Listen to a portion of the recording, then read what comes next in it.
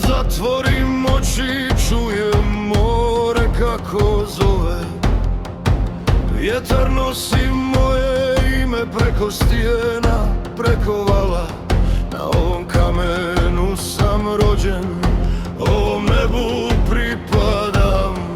I gdje god me život odvede, dio mene ostaje tu.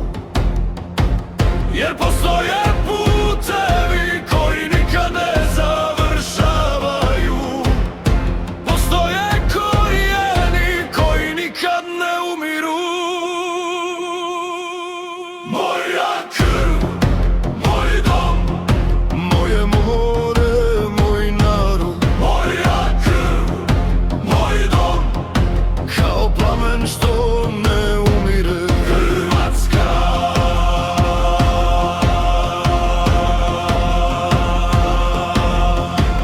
Prolaze godine, mijenjaju se vremena, ali neka ljubav ostaje ista, dublja od svake riječi.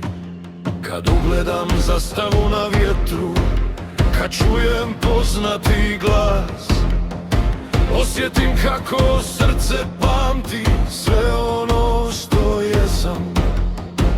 Jer postoje putevi koji nikad ne završavaju.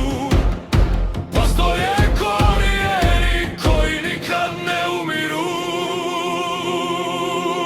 Moja krv, moj dom, moje more, moj narod. Moja krv, moj dom, kao plamen što ne umire. Hrvatska.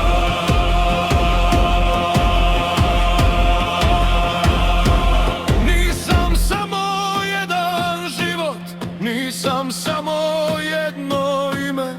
U meni žive uspomene onih prije mene.